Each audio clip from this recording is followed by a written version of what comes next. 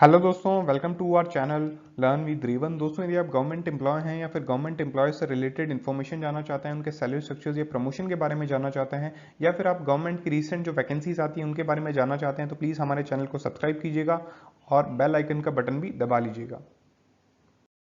दोस्तों, आज के इस वीडियो में हम जानेंगे डीए क्या होता है। काफ़ी मेरे पास क्वेरीज आई थी कि डीएनएस अलाउंस या डीए क्या होता है, तो आज मैंने सोचा है कि मैं एक डिटेल्ड वीडियो बनाऊं डीएनएस अलाउंस या डीए के बारे में। तो प्लीज़ आप पूरा वीडियो देखिएगा, इसको स्किप ना कीजिएगा, and I am damn sure कि आपको पूरी चीज़ समझ में आ जाएगी। विद एग्जाम्पल मैं आपको इस वीडियो में समझाऊंगा। पहले पॉइंट में हम जानेंगे व्हाट इज डीए या डीए क्या होता है। सेकेंड पॉइंट में हम जानेंगे डीए कौन कौन से कर्मचारियों को, कौन कौन से एम्प्लॉयज़ को मिलता है। थर्ड पॉइंट में हम जानेंगे डीए साल में कितनी बार बढ़ता है। फोर्थ पॉइंट में हम जानेंगे डीए कितने परसेंटेज मिलता है, कितने परसेंट डीए मिलता है और अभी क्या रेट चल रहा है।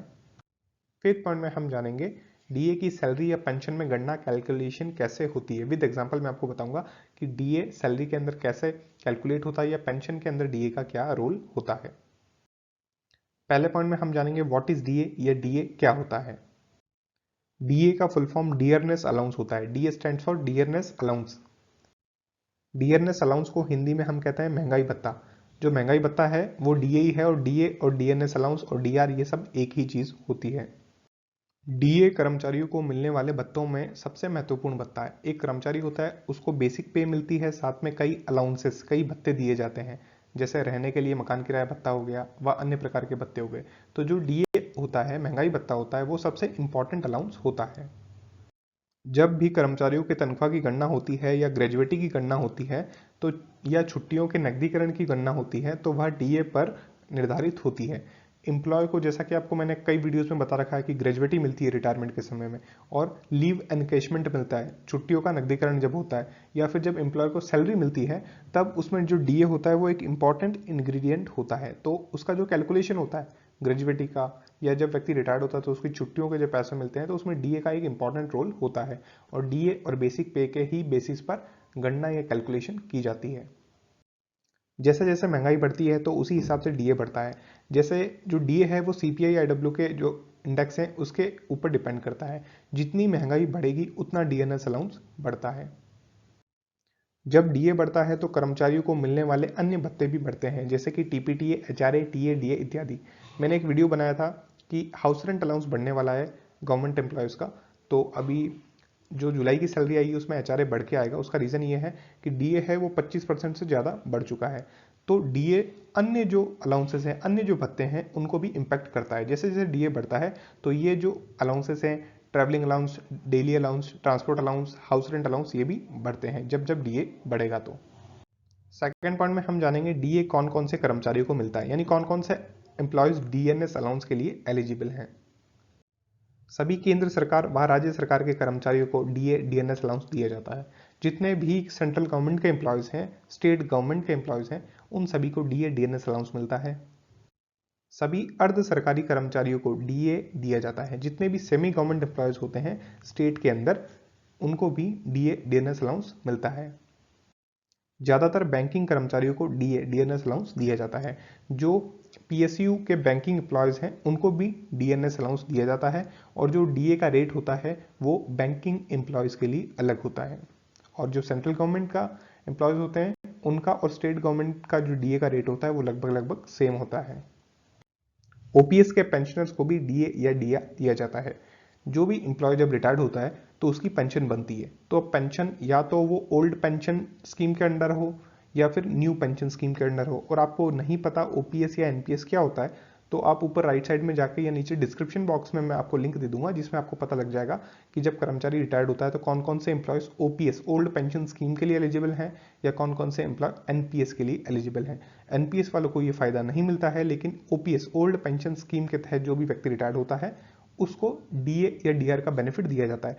तो वो रेट डीए डीआर का एक ही होता है, लेकिन जैसे जैसे डीआर या डीए बढ़ता है वैसे वैसे उनकी पेंशन भी बढ़ती जाती है। थर्ड पॉइंट में हम जानेंगे डीए साल में कितनी बार बढ़ता है, यानी एक साल में डीए कितनी बार इंक्रीज होता है या हाइक होता है।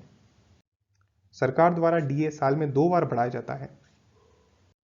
हर साल डीए जनवरी व जुलाई में बढ़ाया जाता है।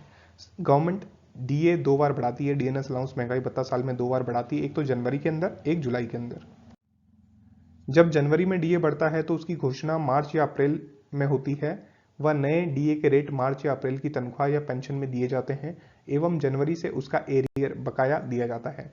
जैसे कि जनवरी के अंदर जब डीए बढ़ना होगा तो उसकी जो घोषणा होती है या जब गवर्नमेंट अनाउंस करती है तो वो करती है मार्च या अप्रैल के अंदर, तो अप्रैल की सैलरी से उनको डीए मिलना चालू हो जाता है। लेकिन जनवरी फरवरी मार्च का भी उनको डीए जो एरियर बकाया होता है वो अप्रैल की सैलरी में दे दिया जाता है एक साथ।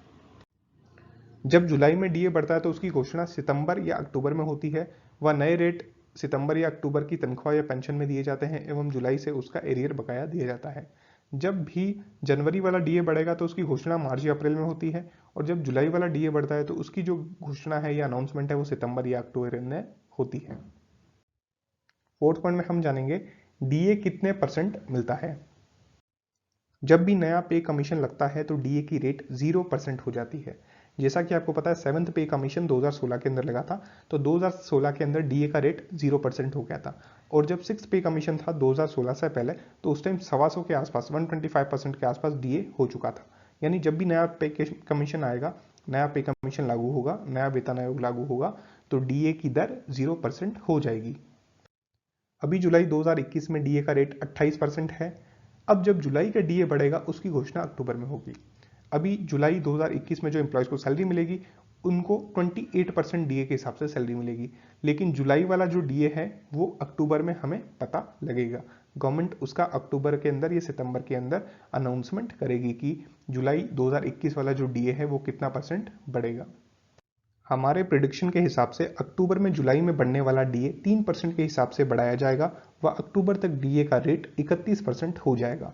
हम जब भी प्रिडिक्शन करते हैं डीए बढ़ने की तो वो हमेशा सत्य होती है, सच होती है। और इस बार हम ये प्रिडिक्ट कर रहे हैं, पिछले 2 महीने से मैं बता रहा हूँ कि जो जुलाई 2021 का डीए रहेगा वो 3% बढ़ेगा और अक्टूबर से आप सभी को 31% डीए मिलने लग जाएगा। फिफ्थ पॉइंट में हम जानेंगे डीए की सैलरी या पेंशन में गणना कैसे होती है, कैलकुलेशन कैसे होती है, इसको हम एग्जाम्पल से समझेंगे। उदाहरण 1, एग्जाम्पल 1 में हम समझेंगे, यदि किसी कर्मचारी का जुलाई 2021 का मूल वेतन 50,000 रुपये है एवं डीए का रेट 28% है तो उसकी गणना कुछ इस प्रकार होगी। यदि किसी भी इंप्लॉयज की जो बेसिक पे मूल वेतन 50,000 रुपीज है और डीए का रेट 28% है तो उसकी कैलकुलेशन कुछ इस प्रकार होगी। Salary is equal to basic pay plus basic pay into rate of DA divided by 100। ये फॉर्मूला होता है salary is equal to basic pay plus DA किस पे कैलकुलेट होगा, बेसिक पे कैलकुलेट होगा, तो basic pay into rate of DA divide by 100। Salary is equal to basic pay कितनी है 50,000 रुपए, 50,000 rupees plus 50,000 into 28, rate of DA 28% है ना, तो 28 डिवाइड बाय 100। तो ये हमने फॉर्मूला पुट कर लिया। तो सैलरी हो गई 50,000 जो बेसिक पे है वो, प्लस 14,000 रुपये हो जाएगा डीए। जब आप कैलकुलेट करोगे बेसिक पे को रेट ऑफ डीए से मल्टीप्लाई करोगे, उसके परसेंटेज से मल्टीप्लाई करोगे, तो 14,000 रुपीज आपके पास आ जाएगा। तो सैलरी हो जाएगी 64,000 रुपीज। ये कैलकुलेशन होगा जब व्यक्ति को सैलरी मिलती है तब। जब सैलरीड एम्प्लॉय है तो उसका कैलकुलेशन कुछ इस प्रकार होगा। तो आई होप आपको समझ में आ जाएगा कि डीए का कैलकुलेशन कैसे होगा। अब उदाहरण 2, एग्जाम्पल 2 के अंदर हम समझेंगे कि पेंशन की कैलकुलेशन कैसे होगी। यदि किसी रिटायर्ड कर्मचारी की जुलाई 2021 की मूल पेंशन 20,000 रुपए है एवं डीए का रेट 28% है तो उसकी गणना कुछ इस प्रकार होगी। Total pension is equal to basic pension plus basic pension into rate of DA divide by 100। अब एम्प्लॉयज को मिलती है बेसिक पे, और जब आदमी ओपीएस के तहत रिटायर्ड होता है तो उसकी एक बेसिक पेंशन होती है, बेसिक पेंशन, उसी पे अलाउंसेस कैलकुलेट होते हैं या डीएनएस रिलीफ या डीए कैलकुलेट होता है। Total pension is equal to 20,000 हो गई basic pension plus 20,000 into 28 divide by 100। Basic pension हो गई 20,000 और 20,000 को 28% से आप डिवाइड करोगे तो आपके पास डीए आ जाएगा। Total pension is equal to 20,000 plus 5600 रुपये हो जाएगा। 20,000 का 28% आप निकालोगे तो 5,600 रुपये हो जाएगा और टोटल पेंशन हो जाएगी 25,600 रुपये। ऐसे कैलकुलेशन होगा रिटायर्ड एम्प्लॉय का। तो दोस्तों, आपको यदि ये वीडियो अच्छा लगा है तो प्लीज़ वीडियो को लाइक कीजिएगा, चैनल को सब्सक्राइब कीजिएगा एवं वीडियो को शेयर करना ना भूलें। और आपको अभी भी कोई क्वेरी हो या फिर आपको कोई डाउट हो तो प्लीज़ आप कमेंट बॉक्स में लिख दीजिएगा। Thank you.